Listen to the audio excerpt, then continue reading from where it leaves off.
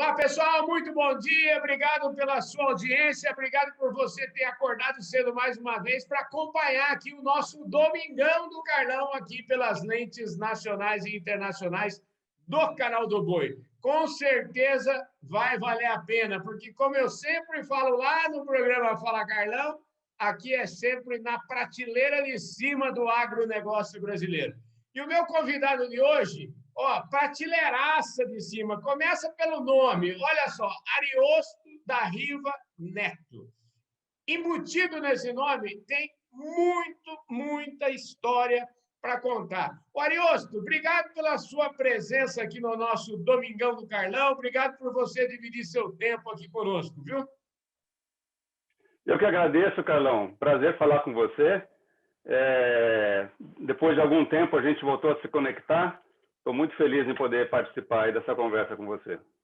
Pois é, gente, eu conheço o Ariosto já há muito tempo, desde a época que ele era vice-presidente lá na Bung, a gente teve alguns anos em comum lá, a gente atendia a Bung na agência Public, e o Ariosto era o vice-presidente lá nessa época, ele vai contar essa história mais no final aqui do nosso programa, porque, como eu sempre falo aqui, ninguém nasce presidente de nada, o Ariosto tem um monte de contribuições ao agronegócio, a gente vai falar sobre isso, mas ele tem vamos dizer assim, a felicidade e a responsabilidade de carregar um nome que é símbolo do agronegócio, que é o nome do avô dele, o Ariosto da Riva. Então, vamos começar a conversa por aí. Conta um pouquinho da sua história, onde é que você nasceu, como é que foi sua infância. Fala aí, Ariosto. Então, Carlão, eu nasci em Piracicaba, né? Sou lá de Pira. E na época o meu pai fazia Exalc, né? Ele é formado em 66 e ele conheceu minha mãe com 17 anos, chegou para o meu avô e falou, não, eu conheci essa alemã aqui, quero casar. Falei, pelo menos entra na faculdade, né? Então foi o que aconteceu. Aí ele passou a estudar de manhã, de tarde, de noite para poder entrar na faculdade, entrou na Exalc. E quando ele estava no terceiro ano da faculdade, eu nasci, né? Então, assim, eu conheço várias pessoas que foram contemporâneas do meu pai na Exalc, que me conheceram quando eu nasci, eu saí de lá, tinha 2 anos, e que eventualmente depois, na minha vida no agronegócio, acabei cruzando com vários deles e trabalhando junto, inclusive, e é um prazer sempre imenso. Eu com gostaria de ir mais, né? Mas eu fui algumas vezes para os eventos de formatura do meu pai, inclusive no dos 50 anos, e que fui representá-lo, né? Porque infelizmente ele faleceu em 1990, né? Não tinha 49 anos de idade, no acidente de avião. E eu tenho ido, quando posso, nesses eventos em Piracicaba, que são bem bacanas, encontro com vários amigos dele que me conheceram quando criança ou durante a minha passagem aí nas empresas, e é sempre muito bom. Então, de lá de Piracicaba, fui morar em Naviraí, né? O meu avô tinha o projeto lá de fundação da cidade de Naviraí na época.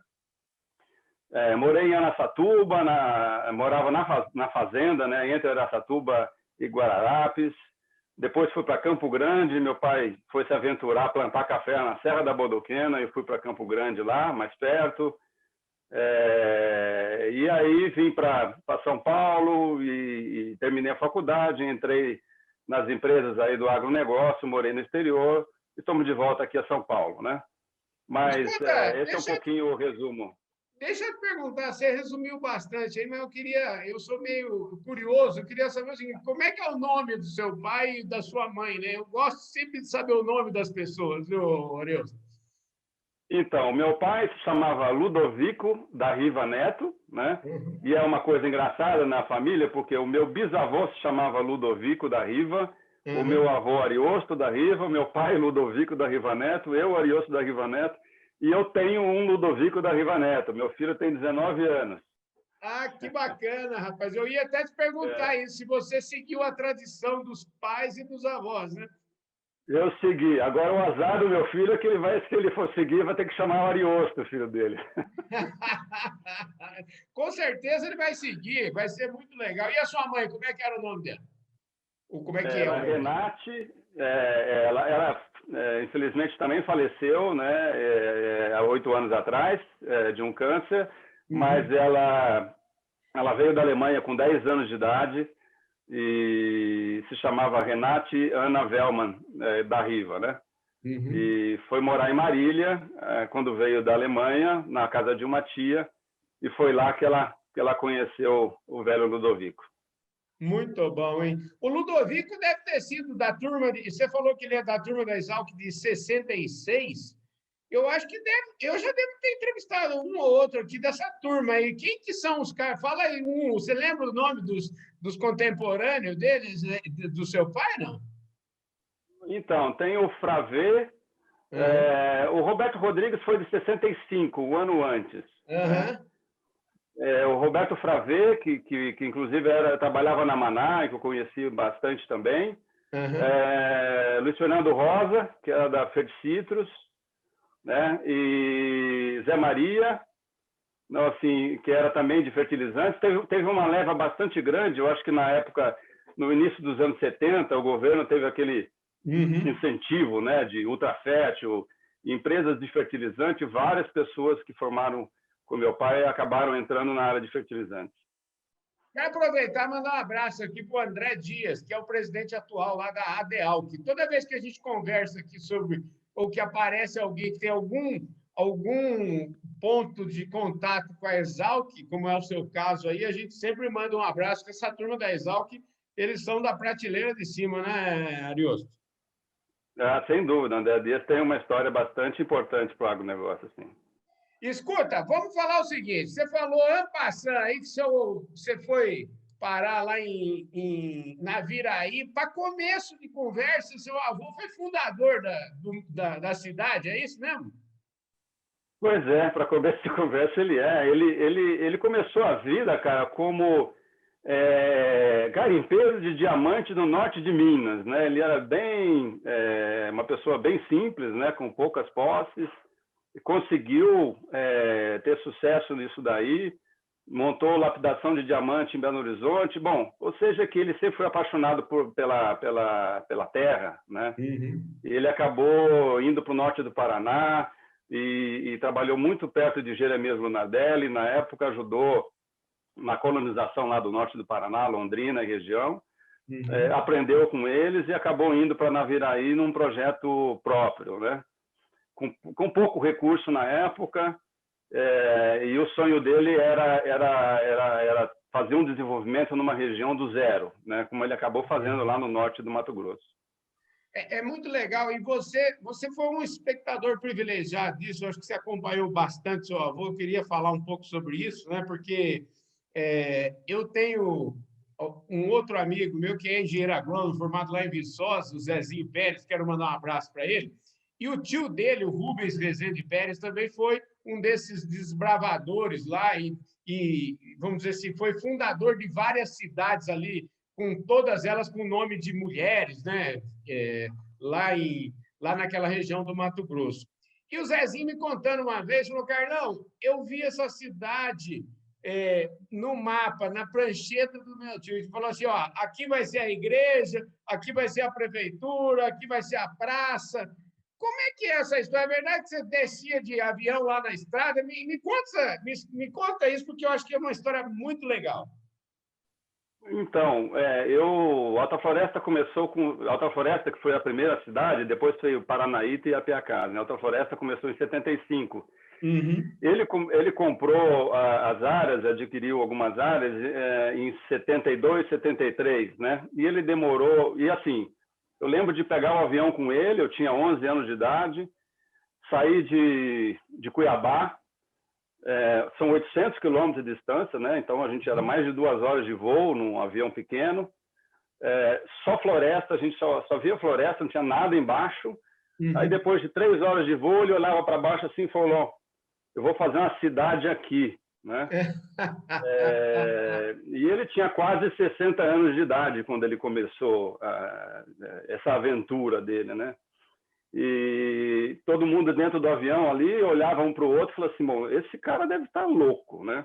Como é que ele vai fazer uma cidade? A gente voou 3 horas sobre a mata, né?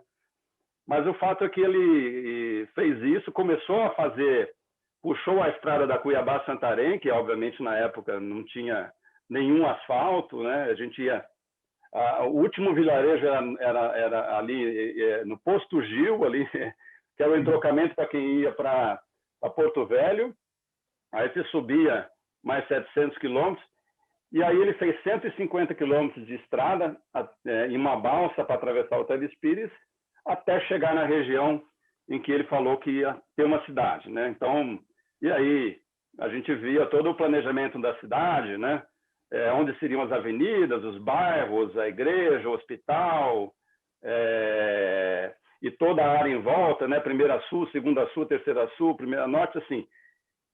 A soma de todos os quilômetros de estrada que ele fez lá passou de 800 quilômetros de estrada que foi feita no projeto de colonização. Realmente uma coisa de tirar o chapéu para quem fez isso na idade dele, que ele podia ter optado por não trabalhar mais e curtir a vida, né? Mas a curtição dele era isso mesmo.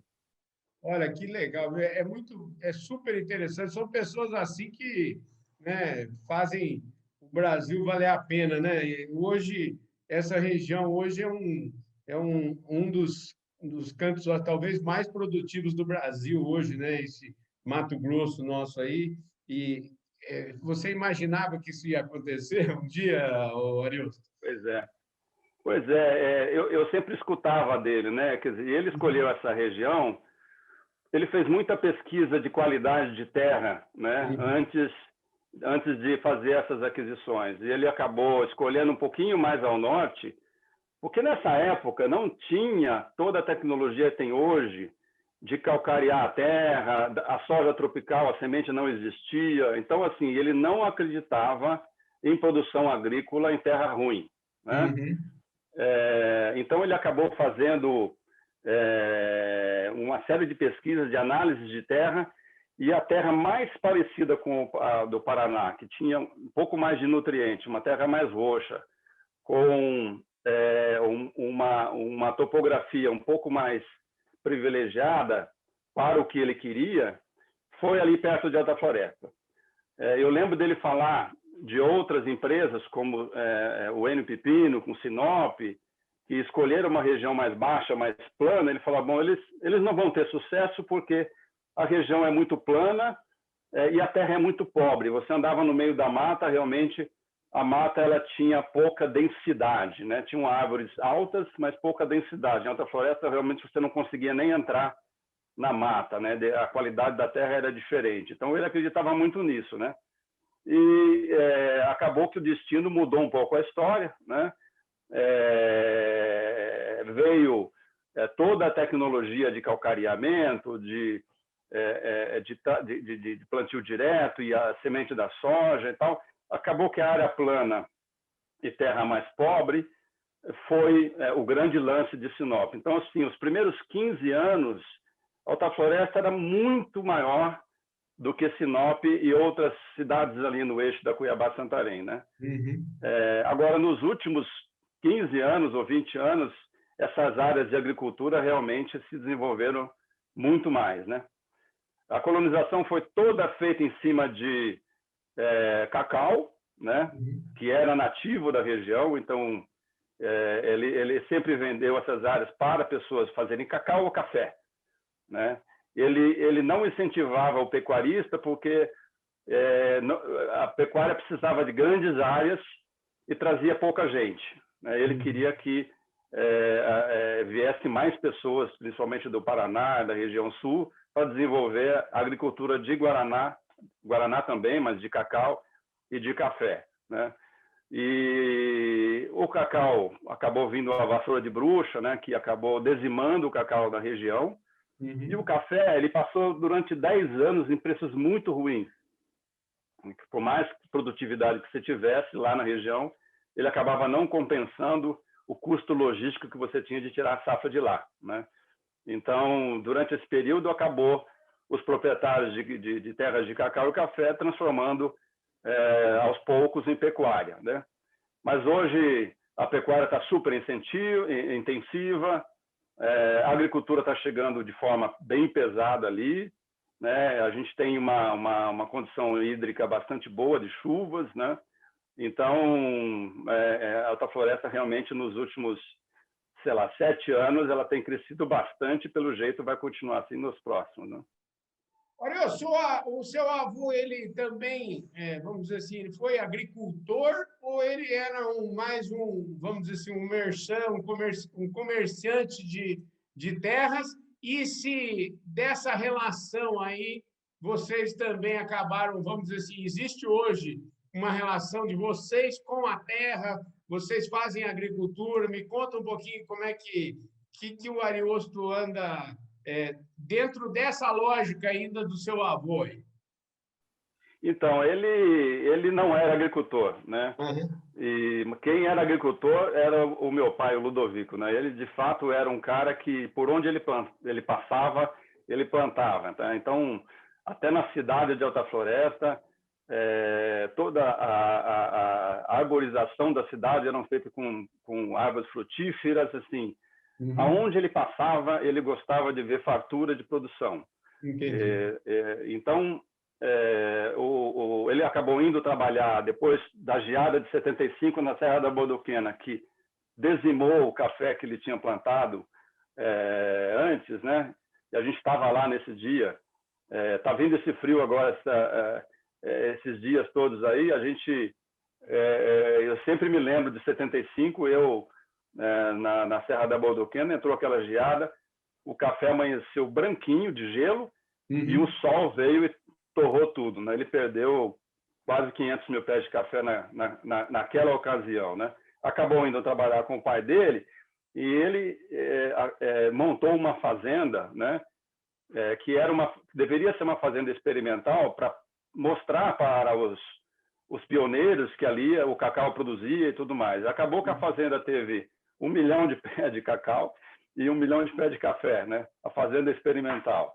E isso tudo por conta do meu pai, né? Ele realmente era um cara que parecia que ele tinha onde ele passava tinha uma sementeira, assim, que ele plantava bastante. Ele sempre foi assim. O avô sempre foi o comerciante. Entendi. O cara que realmente encantava, né? E fazia e tinha um sonho, né? De colonizar. Mas os perfis eram bem diferentes, mas sempre se deram muito bem. Você é filho único? Você tem mais irmãos, Ariosto? Eu sou o primeiro de 5, né? Tem 3 irmãs depois e mais o caçula, né? E hoje eu tenho uma das irmãs mora em Alta Floresta, e eu tenho uma em Campo Grande, outra mora na Alemanha, o meu irmão mora em Brasília. Então, assim, a gente está um pouco espalhado, né? E a gente tem ainda algumas coisas ligadas aí. Tem uma pequena fazenda, a gente tem a gente basicamente mexe com pecuária, tem uma coisa de imobiliária na cidade, né? Dos terrenos. Em Alta Floresta. Isso, em Alta Floresta.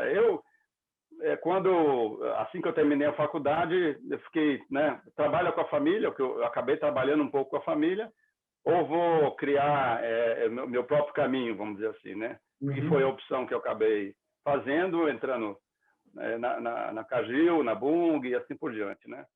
Aliás, então, essa ligação.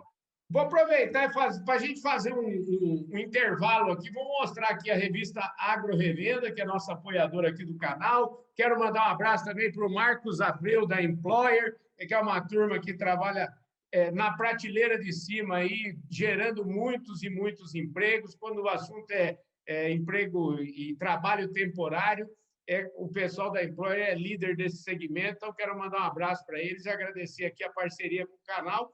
E vamos começar a falar um pouquinho dessa história, porque tem uma coisa em comum que o Ariosto tem comigo, é que ele formou lá na PUC de São Paulo, eu falo que eu formei no distante ano de 1988, e ele formou no distante ano de 1989. Eu acho que a gente acabou não encontrando lá nos corredores e tal, mas você estudou lá na PUC, não é isso? Estudei. Eu entrei na faculdade de engenharia, antes de fazer a PUC, eu entrei em engenharia civil. Uhum. Eu morava em Campo Grande, né, no Mato Grosso do Sul, nessa época. Eu fiz 2 anos e meio de engenharia civil e acabei optando por vir a São Paulo e mudar o curso para administração de empresas. E entrei, então, na PUC, né? Eu fiz grande parte do curso durante a manhã e o último ano à noite. Eu acho que até por isso a gente não se encontrou lá. É verdade, é verdade. Vem cá, como é que é a opção? Quando você tem essa, vamos dizer assim, você tem essa opção de se formar e trabalhar nos negócios da família ou seguir uma carreira. Essa foi uma decisão, vamos dizer assim, deu muito trabalho essa decisão ou foi fácil? Não, fácil nunca é, né? E a gente é difícil saber o certo e o errado. Não tem certo e errado, obviamente, né? E o Uhum. que seria a minha vida se eu tivesse seguido junto com a família, né? Mas o meu avô, eu morei com ele enquanto eu fiz a faculdade em São Paulo. Eu morava aqui no apartamento. Ele passava a maior parte do tempo morando dentro da floresta, mas a gente conviveu muito. Eu convivi mais do que o meu avô nessa fase da vida do que com meu pai, né? Uhum. E ele falava assim: o seu maior patrimônio é o seu conhecimento. Ele o tempo todo falava isso para mim. Não se iluda com patrimônio financeiro. Tenha Uhum. patrimônio de conhecimento, tal. Vai cuidar da sua vida, porque hoje a gente pode ter uma condição, amanhã isso pode acabar, né? E o meu pai também falava muito isso. Então, eu sempre escutei isso. Então, acabou para mim sendo uma decisão fácil, né? Entendi. Então, eu era o neto mais velho, o filho mais velho. Quer dizer, teoricamente, tradicionalmente no Brasil, nas famílias e nos amigos que eu tenho, você acaba seguindo o pai, o avô, né, nos negócios e fazendo, né? Mas na minha cabeça era assim: eu vou, né, me transformar num bom profissional e ganhando essa experiência eu volto para a família. Mas acabou não acontecendo. Eu fiquei seguindo aí, seguindo. E aí houve, infelizmente, o falecimento do meu pai, do meu avô. Então as coisas foram reduzindo, vamos dizer assim, a atividade empresarial do lado da família, e eu continuei então com a minha vida profissional aí. Falando da sua vida profissional um pouquinho, eu queria que você desse um rápido aí, porque eu já te apresentei aqui no começo, né? Agora vocês já viram que tem uma baita história, né? Então corrobora aquilo que eu sempre falo, que ninguém nasce presidente de nada, ninguém nasce executivo de nada, todo mundo tem uma história linda para contar. Agora que vocês já conhecem a história do Ariosto, eu queria que vocês conhecessem um pouquinho a trajetória profissional do Ariosto também. Fala aí, Ariosto. Então, assim que terminei a faculdade, eu entrei na Cargill, num Uhum. programa de trainee. Então, e lá eu fiquei por 6 anos. Era na Cargill Citrus, né? Uhum. E eu fiquei 4 anos no Brasil e 2 na Holanda, né? E eu até fui para a Holanda, fui em 92, 93 para lá. As minhas 2 filhas nasceram lá, então foi uma experiência não só profissional muito importante na minha vida, mas pessoal também. Uhum. Voltando da Holanda, eu fui para Bebedouro, né? A Cargill Citrus tinha descentralizado as suas operações, eu fui para lá. E as minhas últimas funções foram como gerente comercial, mas eu cuidava muito da área de fornecimento de laranja, né? Os contratos grandes que a Cargill tinha de parceria com Montecitrus, com Citrus e outros grandes parceiros lá. Uhum. Foi nessa época que um grupo de produtores agrícolas, que era uma separação da Montecitrus, me convidou, que eles queriam montar uma fábrica, né? E então eu fui, durante 3 anos, o gerente geral, o diretor geral, e a gente montou do zero na fábrica, todos os procedimentos, compra de laranja, contratação de todo mundo, acordos comerciais com a Europa, tudo isso a gente montou do zero. Foi uma experiência muito gratificante, né? Saindo de uma empresa como a Cargill, que é uma excelente escola para qualquer profissional. só que você, de uma certa forma, está protegido dentro de uma estrutura grande, né? Você se move por uma estrutura pequena, né? Em que você conversa com os donos, você é o advogado, você é o contador, você é o administrador, você tem que fazer tudo, né? Então, eu fui de um extremo para outro, mas isso trouxe uma bagagem bastante boa para mim, né? E a gente acabou fechando a indústria depois de num período nos primeiros 3 anos foram muito bons. A indústria entrou numa guerra muito grande, né? E os pequenos não aguentaram, né? Então a gente achou por bem fechar, o que foi bom, né? Porque vamos dizer assim, preservou o patrimônio dos acionistas na época. E aí eu fui procurar mudar de vida, né? E entrei num mestrado, fui fazer um mestrado de 1 ano na Suíça, de gestão, né, no IMD, é um curso de 1 ano, levei a família, fiquei 1 ano lá.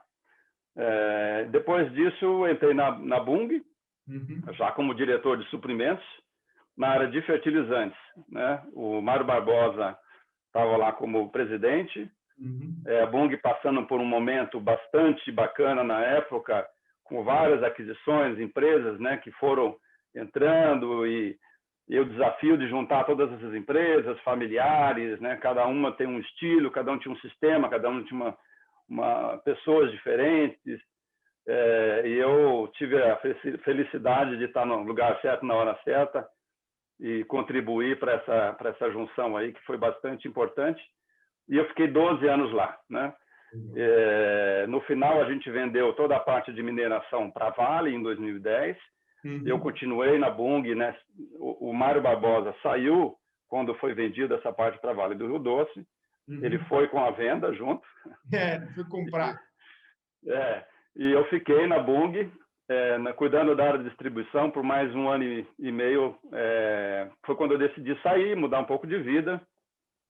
O Pedro Parente era presidente, já tinha também há 1 ano e pouco. Quando a gente vendeu para a Vale, ele acabou assumindo a presidência da Bunge Brasil. E aí, né, o negócio de fertilizantes eu era o responsável, mas depois de 1 ano e meio eu pedi para sair. Já estavam 12 anos lá, eu queria mudar um pouco de vida. Eu acho que o ciclo já tinha passado, né? Então, a maior parte da diretoria eram diretores novos na Bunge. E eu quis mudar de vida, né?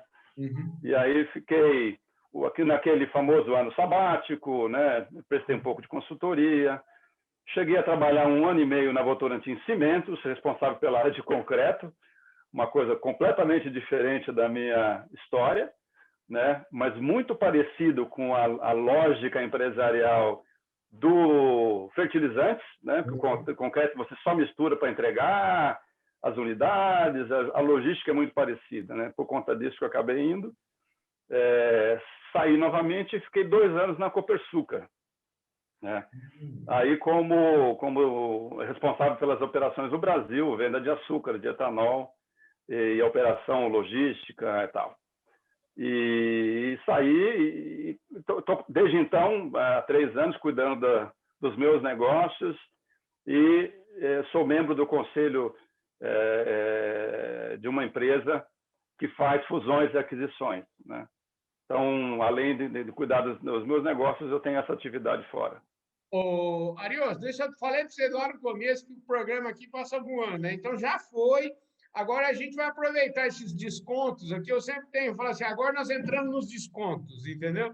E eu queria que você falasse um pouquinho justamente desse momento do agronegócio. Você estava me falando que você hoje é sócio, tem usina, tem uma indústria de massas e pães, e também trabalha nesse negócio de fusões e aquisições. Que Brasil que você está enxergando para frente aí? Fala um pouquinho desse seu momento atual e emenda já com aquilo que você enxerga do país hoje, do alto dos seus 57 anos de vida e toda essa bagagem que você tem aí para trás. Então, Carlão, a agricultura no Brasil, assim, se tem uma coisa que o Brasil vai bem, é na agricultura. Eu acho que todo mundo que assiste o seu programa e todo mundo do Brasil, acho que sabe disso, né? Uhum. Eu entrei de sociedade numa pequena usina de etanol chamada Lida Nitro, em Alta Floresta, Uhum. E a gente teve assim, problemas na implantação dela no tempo, agora a gente arrumou isso daí e devemos estar em produção agora no segundo semestre, né? Uhum. Eu entrei nesse investimento porque, assim, combustível é uma coisa necessária, né? Etanol, o milho no Mato Grosso é só crescimento, então faz todo sentido esse tipo de investimento. Você pode passar anos não tão bons, mas no longo prazo não dá para errar. Eu acho que isso vai acontecer mesmo, né?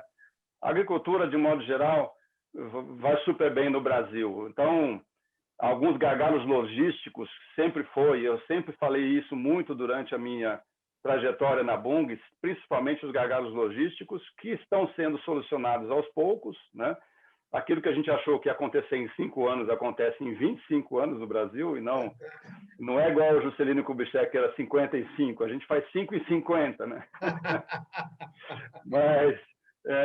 Mas o fato é que nos últimos, vamos dizer assim, 10 anos acelerou, né?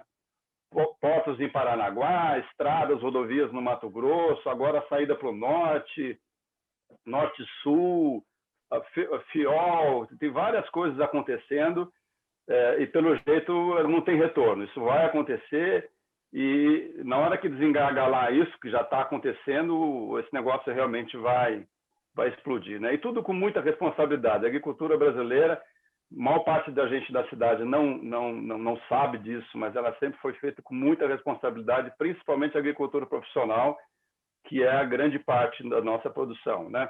Em respeito ao meio ambiente, em respeito a florestas, em respeito a uma série de coisas, ela sempre cresceu respeitando tudo isso e vai continuar assim, né? Então, assim, eu acredito muito no negócio.